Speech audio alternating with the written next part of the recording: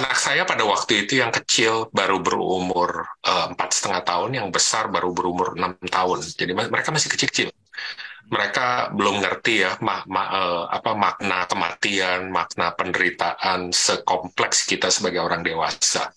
Tapi saya yakin kedua anak saya, Deo dan Noel, juga bisa merasakan penderitaan ayahnya.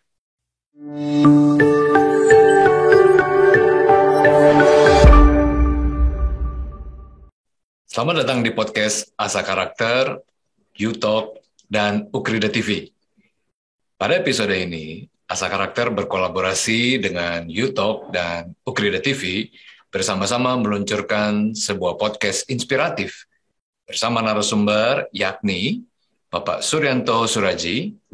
Dan dalam episode ini kita akan berbincang memahami pengalaman Bapak Suryanto menjadi seorang penyintas kanker. Dari podcast ini, harapan saya adalah kita semua mendapatkan inspirasi dari Pak Suryanto mengenai pembentukan karakter melalui hidup bersama dengan kanker. Pendengar sekalian, dalam situasi hidup yang sulit ini, Pak Suryanto mengalami penyakit kanker yang mungkin bagi kita tentu tidak terbayangkan. Hidup terasa seperti direnggut dari diri kita. Kita merasa tidak mampu untuk menjalani hidup dan sepertinya telah kehilangan hidup tersebut. Namun dalam situasi tersebut, kita bisa belajar dari pengalaman Pak Suryanto yang bisa menginspirasi kita untuk menghadapi rasa sakit dan penderitaan. Seperti tema podcast kita pada saat ini, yakni Ambil Kembali Hidup Anda. Nah, mari kita bersama-sama akan berkenalan dengan Pak Suryanto. Saat ini Pak Suryanto hadir bersama-sama kita secara online, karena Pak Suryanto saat ini berada di seberang sana, non jauh di Amerika. Mari kita sapa lebih dahulu. Pak Suryanto, apa kabar? Halo Pak Evan dan seluruh pendengar, nama saya Suryanto, salam kenal, salam ketemu.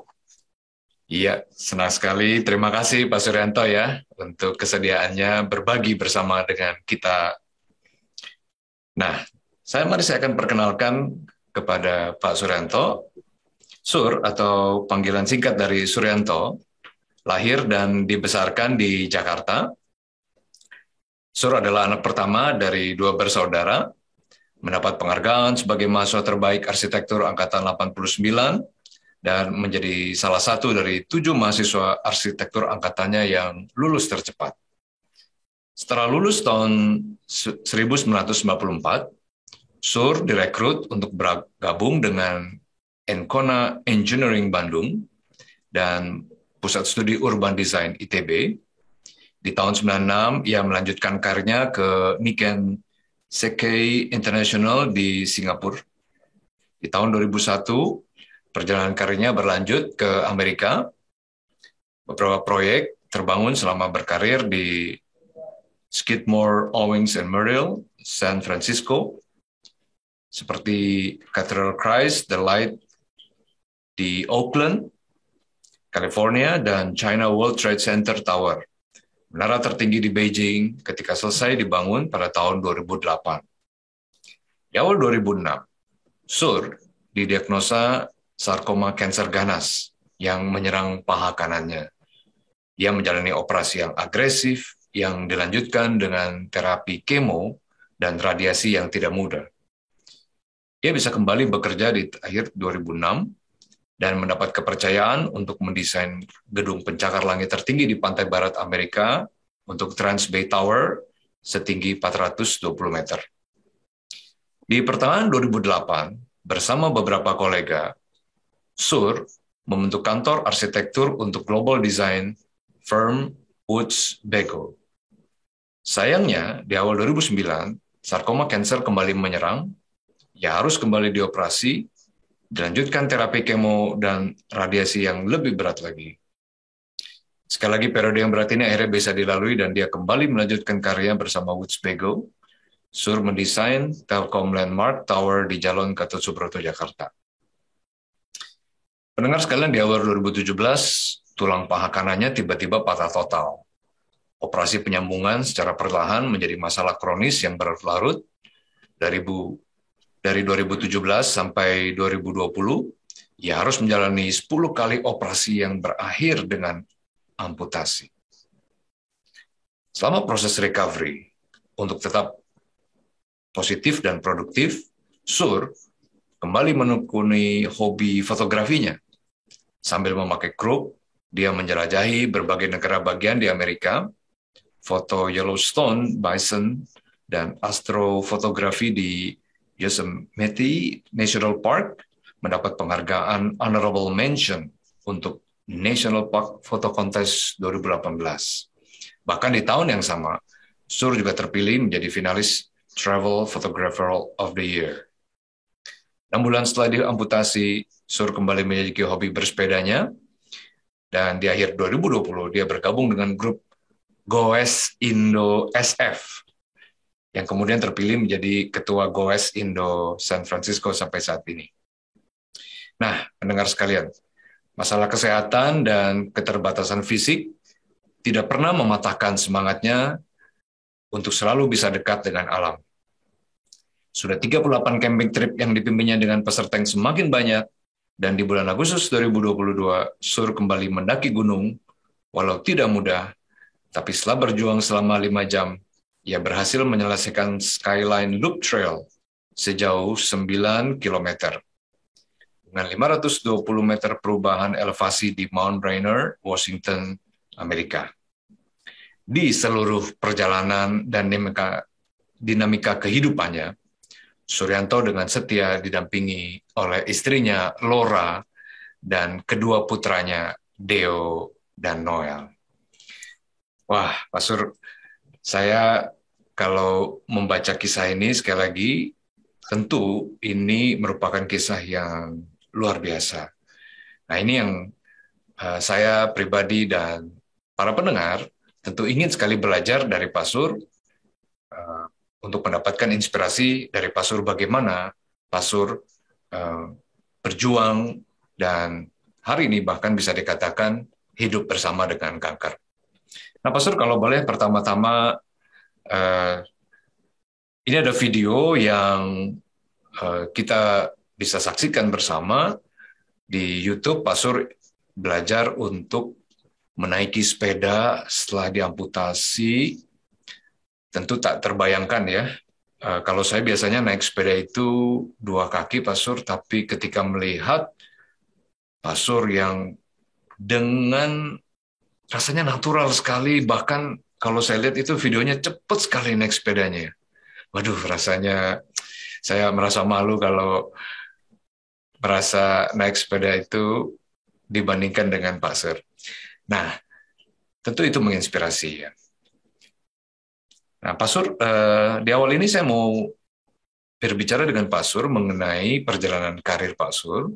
Bolehkah Pak Sur ceritakan dari pengalaman karir Pak Sur dari Indonesia sampai ke Amerika, bagaimana Pak Sur melihat pengalaman karir Pak Sur, dan mungkin adakah kunci yang Pak Sur miliki, terutama di dalam karir, yang bisa dibagikan kepada para pendengar kita?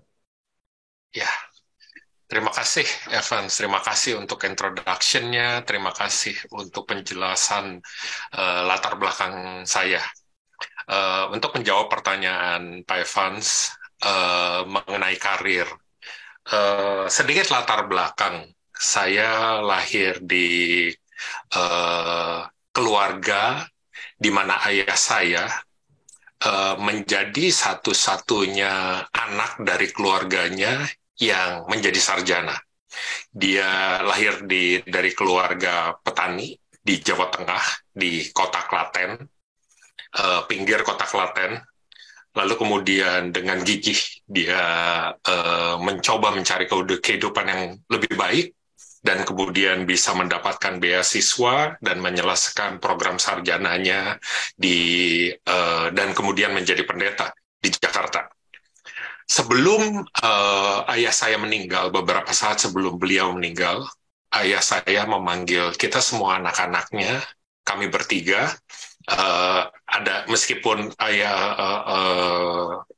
adik kandung saya hanya satu orang, keluarga saya mengangkat satu orang lagi, jadi kita bertiga pada saat itu.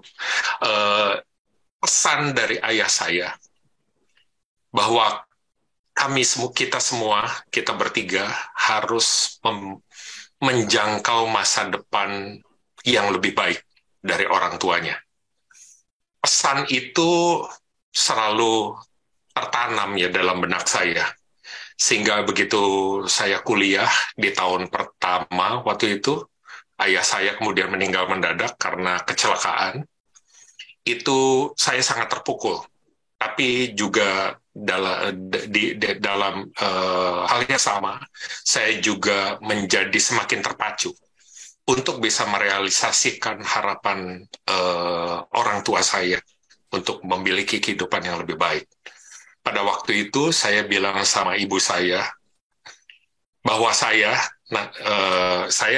tinggal di Jakarta, saya kuliah di TB. Waktu itu saya bilang sama ibu saya, kok saya nggak akan balik lagi ke rumah. Mungkin karena saya punya aspirasi, saya mau menjelajah ya sebagai lulusan yang baru dengan semangat yang baru. Waktu itu saya hanya bekerja nggak sampai 1,5 tahun di Bandung dan Jakarta pada waktu itu. Ketika kesempatan terbuka untuk saya bisa bekerja di Singapura, saya ambil kesempatan itu. Saya bekerja dari cukup lama, hampir 7 tahun di Singapura, di international firm Nikken Seikei International. Lalu kemudian dari situ, karier saya berlanjut lebih jauh lagi. Sebenarnya ada masa transisi sebelum saya ke Amerika. Saya juga bekerja selama beberapa saat juga di Hong Kong, juga di Shanghai, sebelum akhirnya ke Amerika. Yang memicu itu semua adalah harapan dari orang tua saya. Tapi tentunya juga saya juga punya ambisi sendiri ya, untuk bisa lebih maju, untuk bisa lebih baik lagi. Tapi dengan tetap mencoba terus berpikir untuk bisa mengkontribusikan hal yang positif ke tanah air. Makanya puji Tuhan, akhirnya ketika saya sudah di Amerika, di perusahaan yang terakhir di mana saya bekerja di Woods Bagot, saya akhirnya berkesempatan untuk bisa mendesain menara Telkom Landmark Tower yang sekarang sudah berdiri di Jalan Gatot Subroto. Yeah. Itu kira-kira cerita singkat karier saya sebagai arsitek. Wah, luar biasa Pak Surya. Kalau saya menggambarkannya, Pak Sur lahir di keluarga yang sederhana sebenarnya, dari ayah yang seorang pendeta, namun kemudian Pak Sur, ya kalau saya menyebutnya ya, berproses dan sampai akhirnya berjuang dari Indonesia, terus tadi sampai ke Hong Kong juga, di Singapura, Hong Kong, sampai kemudian ke Amerika. Nah, Pak Sur, di titik-titik tersebut, Pak Sur bahkan sempat mencapai satu tahap di mana Pak Sur mendesain gedung-gedung pencakar langit tertinggi ya.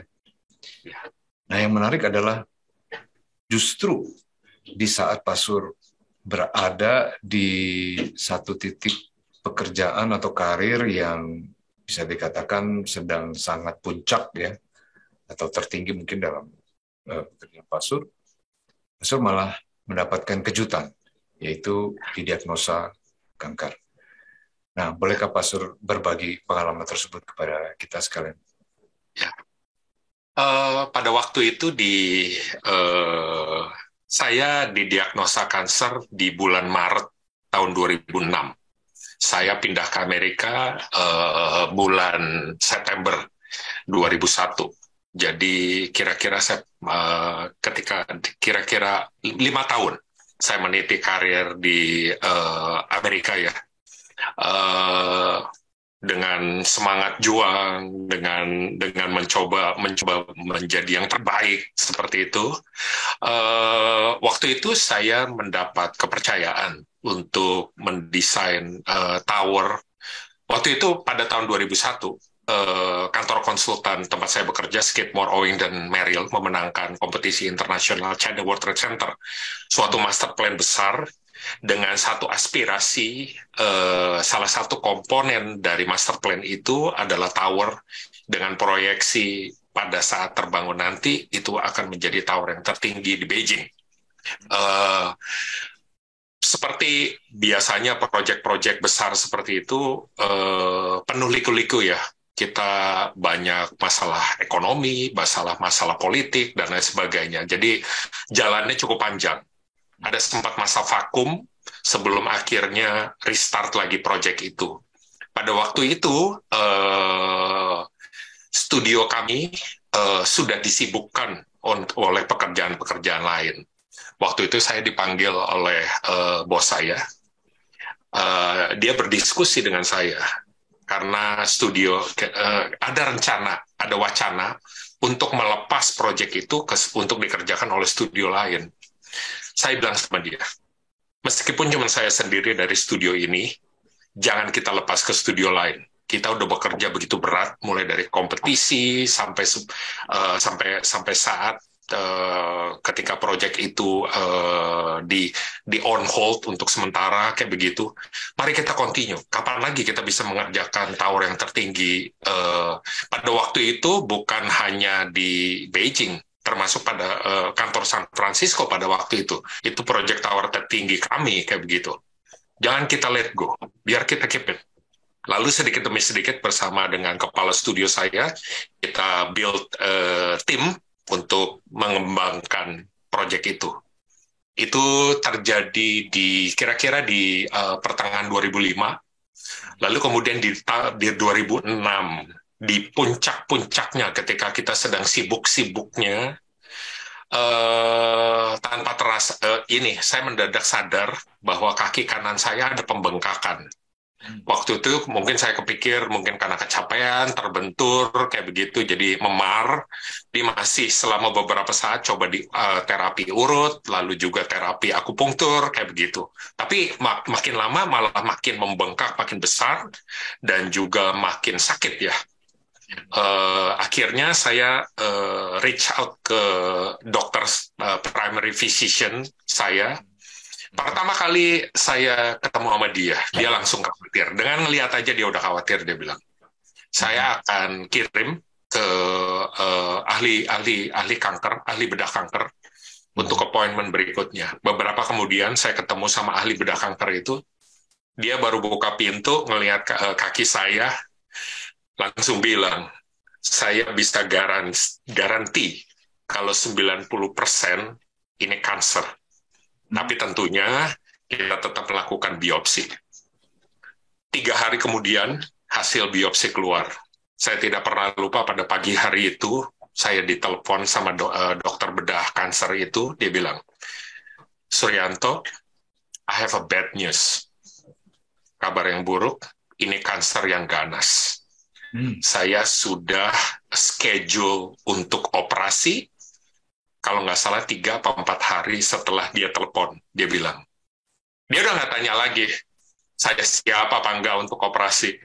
Langsung, jadi nggak pakai basa-basi kayak begitu. Lalu dia bilang, ini prioritas kamu yang sekarang untuk diperhatikan. Hal-hal lain secondary. Ini prioritas kehidupan kamu. Waktu itu ketika mendengar itu rasanya numb ya. Seperti kita diperhadapkan dengan yang namanya kanker kayak begitu. Kalau mendengar didiagnosa kanker itu rasanya seperti dunia runtuh kayak begitu ya. Perlu waktu selama beberapa saat buat saya untuk mengumpulkan ini kemampuan untuk mengkoordinasikan pekerjaan yang saya harus transfer dan sebagainya. Satu hal di arsitektur mungkin agak sedikit berbeda dengan profesi-profesi yang lainnya. Buat saya, proyek saya terutama tower ini itu seperti baby saya. Saya udah jalanin itu, membesarkan proyek itu sampai akhir kayak begitu, sampai akhirnya tinggal fase akhir. Saya tetap kerjakan itu sampai midnight hari terakhir di mana saya besoknya harus dioperasi. Dan tapi puji Tuhan, meskipun saya sempat fever dan terancam nggak bisa dioperasi pada waktu itu, saya bisa tetap dioperasi, operasinya sukses, bisa terangkat dengan baik, dan kemudian dan juga proyek yang saya harus selesaikan juga bisa terselesaikan dengan baik. Dan kemudian perjalanannya berlanjut dengan perjalanan kemoterapi dan radiasi juga yang agresif. Begitu kira-kira singkat cerita episode cancer pertama di tahun 2006. Iya, tentu seluruh pengalaman itu tidak bisa diceritakan dalam beberapa kalimat tadi. Ya. Saya mencoba memahami bahwa justru di saat Pak Sur sedang sibuk-sibuknya, sedang mengerjakan satu proyek yang besar dan penting, diagnosa itu datang dan bahkan langsung disebut ini sudah harus segera diambil tindakan ya Pak Sur. Betul. Tidak bisa tunggu lama lagi karena sangat agresif kansernya. Ya. Dan saat itu tindakan dilakukan dan operasi dilakukan. Nah, Pak Sur, dari saat itu, ketika sudah ada pengalaman Pak Sur pertama menghadapi kanker, dan kemudian kambuh lagi ya, di tahun 2009.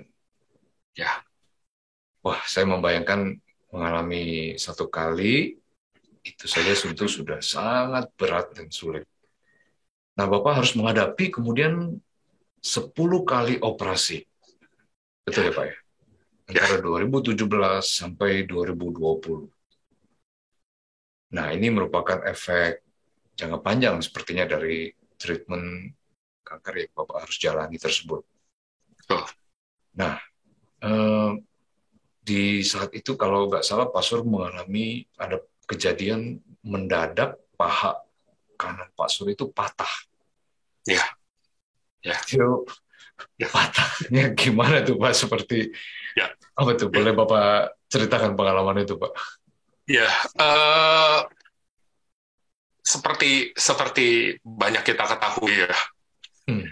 Terus terang saya baru tahu itu sih ketika menjalani terapi kanker. Jadi karena kanker saya ganas, seluruh terapi mulai dari operasi, lalu kemudian kemoterapi dan radiasi semuanya agresif. Juga karena pada waktu itu saya dianggap sehat dan masih muda. Dokter memberikan dosis tertinggi, khususnya untuk kemoterapi. Kemoterapi yang saya harus jalani itu waktu tahun 2006 itu 3 kali, lalu di tahun 2009 itu 4 kali. Kenapa? Jadi ada limitnya untuk kemo drug yang akan saya pakai. Jadi lifetime orang untuk bisa pakai obat kemo itu hanya 7 kali. Lalu kemudian dilanjutkan dengan radiasi yang juga agresif ya. Di 2006 itu saya harus menjalani 30 cycle radiasi dan di tahun 2009 ditambah 5 kali lebih lama lagi. Jadi 35 cycle. Jadi harus dijalani selama 7 minggu. Nah, sebenarnya pada waktu itu radiologis sudah mendisclose ya, untuk menjelaskan ke saya, termasuk juga ahli kemoterapinya kayak begitu, menjelaskan bahwa kanker itu saya boleh dibilang itu perjalanan panjang ya, perjuangan jangka panjang. Banyak hal yang kita harus hati-hati untuk side effect yang akan terjadi di 5 tahun, 10 tahun, bahkan 15 tahun ke depan. Jadi side effect-nya itu nggak, meskipun side effect terberat dalam tanda kutip, itu kita alami langsung, tapi banyak hal-hal lain, karena ini kan at molecular and cellular level ya. Ada degradasinya dan sebagainya seperti itu. Nah, jadi saya udah cancer free di akhir 2009. Di bulan Maret, selalu setiap kali kejadian selalu bulan Maret, nggak tahu, mungkin Maret itu jadi marker buat saya kayak begitu. Selalu tuh. Cancer pertama 2006 selalu diagnosa Maret 2006. Maret. Lalu kemudian Maret 2009 dan di Maret 2017. Di bulan Maret 2017 itu, ketika saya sedang berjalan normal, mendadak kaki saya kaku, namun kayak begitu ya. Lalu kemudian saya dengar dan terasa gitu seperti krek kayak begitu. Lalu saya terjatuh. Lalu saya sadar Tiba-tiba kayak aja begitu, Pak. tiba-tiba benar-benar nggak. Sebenarnya kalau dibilang benar-benar tanpa sebab juga nggak. Selama 1 tahun saya merasakan, selama 1 tahun sebelumnya saya udah mulai merasakan badan saya kok seperti menurun dari segi stamina, dari segi semangat. Jadi satu hal, waktu itu kita udah tes macam-macam. Satu hal yang dilupakan dalam tanda kutip untuk melakukan intens scanning di kaki yang kanker justru. Karena kita pikir kita udah cancer free segitu lama. Jadi semua tuh perhatiannya lebih ke darah, lebih ke jantung, lebih ke psikologis dan lain sebagainya seperti itu gitu loh. Dan nggak ketemu solusinya sampai kejadian itu. Dan ketika kaki yang patah itu di X-ray, lalu di CT scan, lalu di MRI, itu ketahuan. Ternyata itu kaki itu udah penuh dengan retak-retak serabut. Jadi selama 1 tahun terakhir, ternyata kenapa stamina saya nggak ngerasa selalu fit seperti itu, bukan karena masalah psikologis, bukan karena masalah psikologis yang lain, tapi karena selama 1 tahun itu badan saya itu selalu berusaha recover untuk menyembuhkan kaki itu, seperti itu, tulang yang retak-retak serabut itu. Ya, kadang-kadang kita pikir itu ya, satu hal yang kita disadarkan untuk selalu mengingat history medis kita, terutama orang-orang yang mengalami permasalahan dengan kanker kayak begitu ya, untuk selalu, meskipun kadang kita nggak mau nginget ya, karena itu hal yang traumatik kan, hal yang painful. Kadang-kadang kita ngedengar kita mau di scan aja kita udah rasanya udah nggak mau dengar sama sekali lah seperti itu gitu loh. Tapi ya itu yang saya alami. Ya, jadi akhirnya 10 kali operasi itu sampai 2020 yang berakhir dengan amputasi. Dan satu hal yang unik lagi, ini nggak diatur kayak begitu.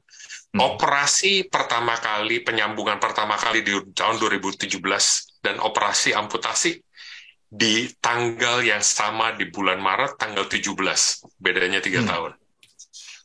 Itu juga benar-benar, begitu saya coba trace back semuanya ya, wah, it's amazing gitu loh, bisa sampai seperti itu gitu loh. Ya, sepertinya ada exact di bulan itu, dan dalam 3 tahun itu akhirnya Pak Sur menjalani 10 kali operasi. Pasti sangat painful sekali ya Pak ya. Ya, betul. Itu boleh saya bilang ya, selama 3 tahun itu waktu saya menjalani terapi kanker, kemoterapi, radiasi, dan surgery di 2006-2009 itu nggak ada apa-apanya dibandingin 2017, episode 2017-2020. Itu benar, rasa pain-nya, bayangin boleh dibilang kan hampir setiap 4 bulan saya dioperasi. Setiap kali dioperasi itu, makin lama proses recovery-nya semakin berat, semakin kulit aja untuk bisa nyambung itu, yang waktu normal itu 2 minggu itu harus nyambung, saya kadang-kadang butuh waktu sampai 3-4 bulan hanya untuk jahitan itu bisa rapat kayak begitu. Kompleksitas permasalahannya terus sampai ketika yang terakhir, episode terakhir sebelum proses amputasi, sebenarnya ahli bedah saya masih pada waktu itu masih mau menyelamatkan kaki saya.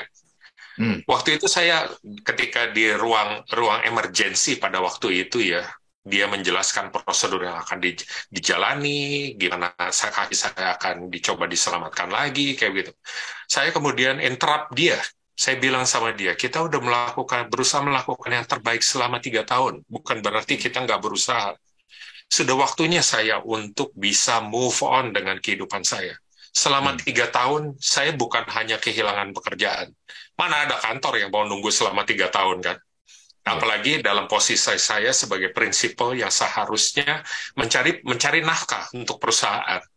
Dari hal itu, saya kehilangan pekerjaan, saya kehilangan identitas diri. Saya sebagai ayah, sebagai sole provider, ya, sebagai pencari nafkah utama keluarga, itu seluruhnya hilang itu semuanya, ya. Jadi bukan hanya krisis kesehatan, krisis mental, krisis spiritual, krisis identitas, dan lain sebagainya. Saya bilang sama dia, saya sudah berdamai, kita amputasi kaki ini. Saya sudah siap untuk ini. Saya akan ambil resiko karena saya yakin ini keputusan yang terbaik, dan saya looking forward dengan begitu masalah ini diambil melalui proses amputasi ini. Saya berharap saya bisa merekrut kembali kehidupan yang sudah hilang selama 3 tahun kemarin. Itu harapan saya pada waktu itu. Puji Tuhan, itu yang terjadi. Itu Pastor. Ya. Saya mau menggarisbawahi kalimat Pastor tadi. Pastor ingin mengambil kembali hidup Pastor. Nah, inilah tema yang kita mau bagikan kepada para pendengar sekalian. Bagaimana kita perlu sekali, bahkan ketika mengalami situasi yang sangat sulit dan menderita, kita perlu mengambil kembali hidup kita. Nah, Pastor, sebelum nanti kita bicara lebih jauh soal itu, nah mari Pastor, kalau boleh saya mau bertanya, di masa Pastor mengalami mulai dari tadi didiagnosa kanker, terus sempat kemudian mengalami periode ya istilahnya bisa dikatakan sudah recover ya dari kanker yang pertama, kemudian mengalami lagi di periode yang kedua dan bahkan lebih parah sampai akhirnya Pastor mengalami amputasi. Nah, dari seluruh pengalaman tersebut, bisakah Pastor ceritakan peristiwa pengalaman yang mungkin menjadi titik terendah dalam hidup Pastor? Apa yang Pastor alami, mungkin apa yang dipikirkan, dirasakan, atau di mana atau kapan yang Pastor merasa inilah titik terendah Pastor pada saat-saat tersebut? Ya, ada terminologi di kemoterapi yang disebut titik nadir. Titik nadir adalah titik terendah dalam kehidupan kita, ya. Okay. Kenapa orang sebut kalau menjalani kemoterapi itu seperti roller coaster? Karena ternyata memang benar seperti roller coaster, ya. Jadi cerita sedikit ya untuk menjawab pertanyaan Pak Gev. Jadi satu hal yang saya menjalani kemo di tahun 2006 3 kali. Setiap cycle kemo, saya kondisinya harus fit sebelum bisa masuk kemo. Kemo itu karena tingkat toksisitas obat kemo yang saya pakai, itu saya harus diopname selama hampir 1 minggu di rumah sakit. Karena obat yang dimasukin itu harus dimasukin dengan sangat lambat. Karena kalau terlalu cepat, itu efeknya sangat berbahaya ya untuk bagi kehidupan saya. Malah sebelum dimasukkan pun badan saya harus dikasih steroid, harus dikasih berbagai macam untuk diboost supaya kuat, terutama jantung, ginjal, dan hati, supaya nggak fail ketika obat itu pertama kali dimasukkan. Kira-kira masuk hari kedua, hari ketiga, kondisi mulai menurun ya.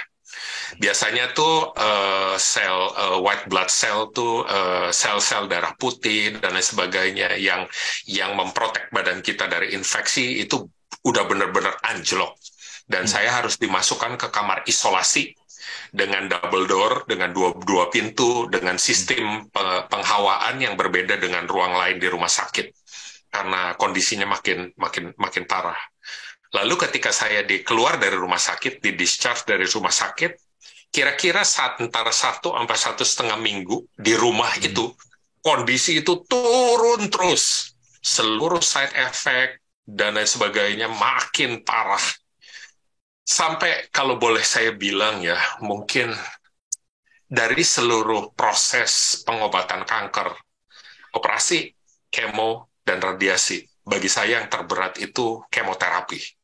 Hmm. Itu benar-benar, itu seluruh side effect-nya sampai boleh dibilang ya, saya punya berbotol-botol obat, kapsul, dan lain sebagainya untuk mengatasi side-side effect itu karena begitu beratnya. Nah, begitu di titik nadir itu somehow perlahan sedikit demi sedikit kita badan makin kuat ketika kita udah sampai makin udah cukup ya lewat tes blood test dan lain sebagainya udah cukup kuat lagi kemo yang cycle berikutnya dihantam lagi harus dijalani lagi masuk ke cycle berikutnya. Nah, analogi kemoterapi ini juga cycle kemoterapi dengan titik terendah ini itu boleh dibilang saya alami juga di masa-masa yang lebih berat lagi di 2017 sampai 2020. Karena periode yang jauh lebih panjang, jauh lebih painful, dan jauh lebih signifikan ya.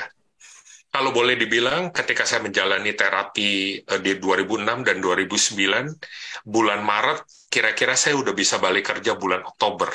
Itu nggak sampai setahun itu.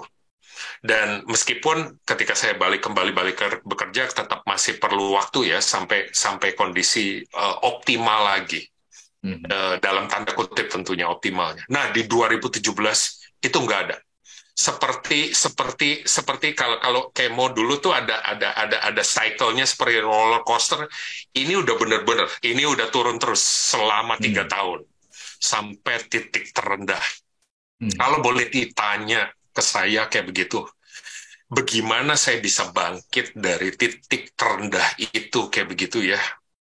Saya juga nggak tahu jawaban tepatnya, tapi yang saya rasakan mungkin karena Tuhan, saya percaya Tuhan, saya orang berusaha untuk beriman dan mengamini segala sesuatu dalam kehidupan saya ya. Saya yakin Tuhan masih memberi saya kesempatan untuk hidup lagi. Makanya kenapa di titik terendah itu somehow ya, seperti saya merasakan energi, letupan energi, mungkin yang terakhir gitu loh. Bahwa saya harus bisa menghasilkan sesuatu yang bisa menjawab seluruh krisis-krisis yang saya alami pada waktu itu. Krisis yang saya bilang, krisis spiritual, krisis fisikal, dan krisis-krisis lainnya, krisis identitas. Waktu itu buat saya, singkat cerita, saya mencoba menjalani dunia fotografi. Saya coba lepaskan itu, ekspresikan itu lewat dunia fotografi. Salah satunya yang paling ekstrim, saya menjalani perjalanan fotografi selama 3 minggu lebih keliling 10 state di negara bagian di Amerika Serikat di di masa musim dingin pada waktu itu. Kenapa saya mau menyiksa diri di musim dingin itu gitu loh, mencari jati diri seperti itu? Ya karena kejadiannya di musim dingin kayak begitu gitu loh. Jadi kira-kira itu singkat ceritanya titik-titik terendah dalam masa-masa kesulitan saya. Ya Pak Sur, mungkin kalau saya sendiri sering mendengar ya kemoterapi, orang-orang menjalani kemoterapi, ya mungkin tahu bahwa wah itu sulit. Namun betul-betul tidak terbayangkan tadi ya ketika Pak Sur mengalami tadi istilah Pak Sur itu obat yang dimasukkan secara lambat dan painful sekali. Dan di saat-saat seperti itulah tadi Pak Sur mengatakan itu titik terendah di dalam setiap pengobatan kemoterapi yang Pak Sur alami ya begitu berat sekali. Nah, namun demikian tadi Pak Sur cerita justru sepertinya ada titik balik ya Pak Sur. Pak Sur mampu untuk bangkit, melewati itu, dan bahkan tadi udah cerita sampai kemudian akhirnya Pak Sur kemudian menekuni fotografi kembali. Nah, Pak Sur bolehkah ceritakan, apakah ada titik balik tertentu? Apakah ada satu saat di mana Pak Sur merasakan, ini saatnya Pak Sur mengalami perubahan dari titik-titik terendah Pak Sur tadi saat Pak Sur menjalani kemoterapi tadi, lalu Pak Sur mulai mengalami satu titik perubahan dalam hidup Pak Sur tersebut. Kalau ada, apa itu Pak Sur? Ya, di 2006 dan 2011, 2006 dan di kanker terapi 2006 dan 2009, di titik-titik terendah, dengan begitu banyaknya, dengan begitu beratnya side effect yang sedang dialami ya, kalau boleh jujur,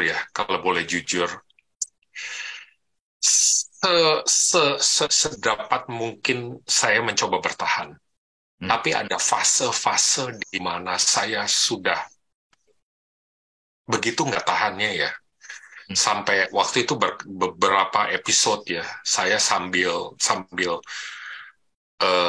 muntah-muntah waktu itu udah kasarnya udah tinggi, duduk aja di WC kayak begitu ya. Udah dan udah nggak ada lagi yang bisa dimuntahin.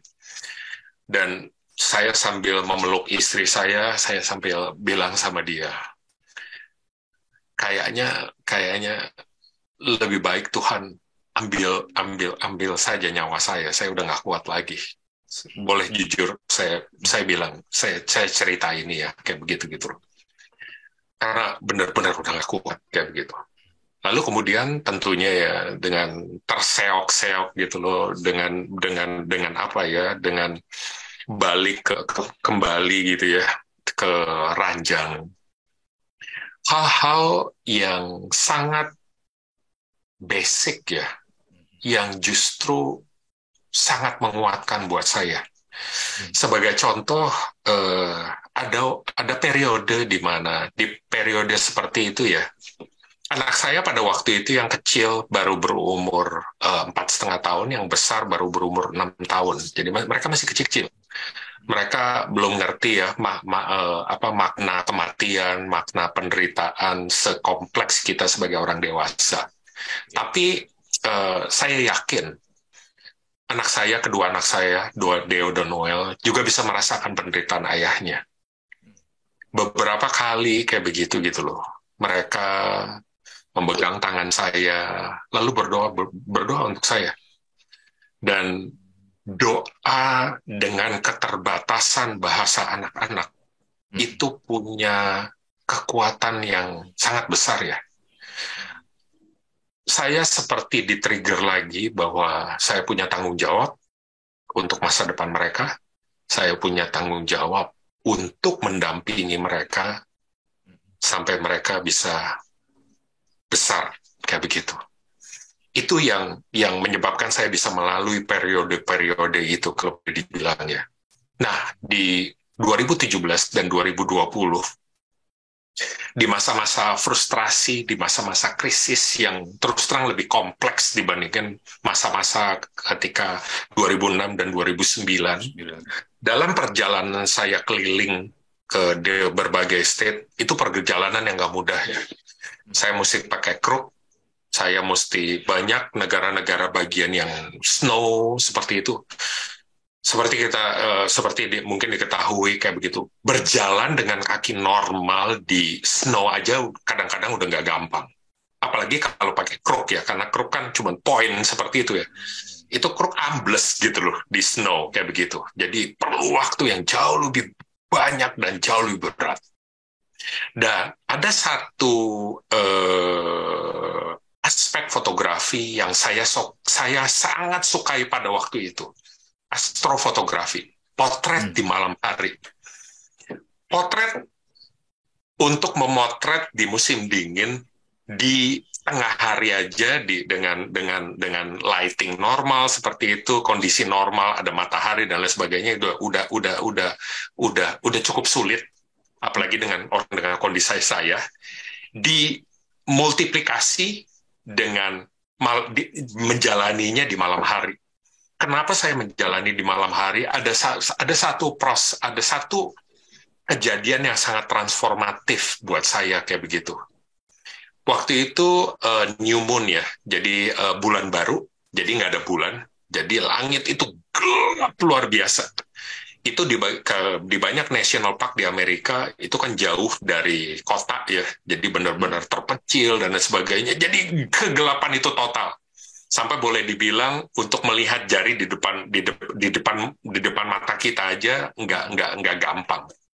Tapi justru di kegelapan yang total itu, saya bisa melihat kayak begitu sesuatu yang tidak bisa dilihat di lain waktu selain di kegelapan total.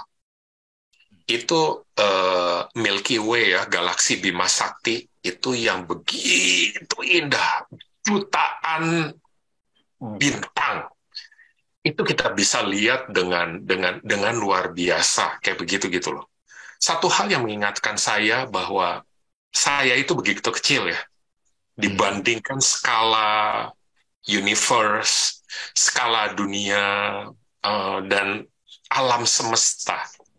Dan saya jadi merasa pada periode-periode seperti itu kayak begitu karena saya terutama ya krisis spiritual, krisis jati diri dan lain sebagainya gitu. Kayak saya kan sedang mencari makna diri kan. Di mana Tuhan, di mana kedamaian. Dalam periode-periode seperti itu boleh dibilang saya bisa merasakan kedamaian.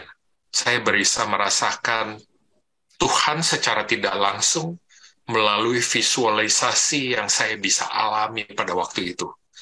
Seperti kita sama-sama tahu ya, apa namanya analogi dari kegelapan yang paling gelap, justru sesuatu yang indah itu bisa terlihat.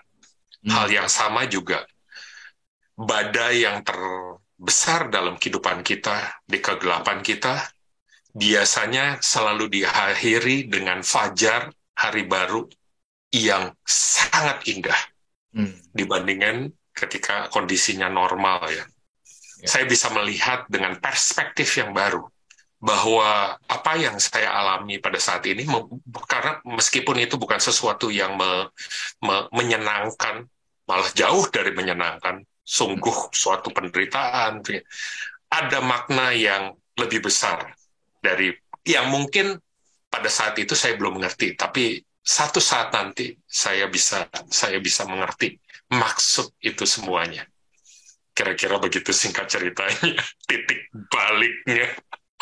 Iya, Pak Sur. Wah, saya terkesan sekali ya. Jadi justru di saat Pak Sur melihat kegelapan, ya, disitulah atau berada di dalam kegelapan, disitulah Pak Sur justru makin memahami bahwa kegelapan itu sementara ya Pak Sur ya. Ya. Ada fajar yang akan mereka tadi akan muncul, dan bintang-bintang yang Pak Sur lihat di alam tadi itu justru menggugah Pak Sur. Ya. Dan juga tadi saya juga mencatat bagaimana justru anak-anak, istri Pak Sur, keluarga itu menjadi support bagi Pak Sur. Mereka mendoakan, dan itu membuat Pak Sur mengalami titik balik dalam pengalaman Pak Sur menghadapi kanker ya. Ya. Oke, wah luar biasa sekali. Nah, pendengar sekalian, sampai di sini kita sudah banyak mendengar ya kisah Pak Sur, mulai dari berkarir dengan sungguh luar biasa sampai didiagnosa kanker, dan pada akhirnya harus menjalani kemoterapi, sampai kemudian dioperasi berkali-kali. Namun kisah Pak Sur tidak berhenti di situ.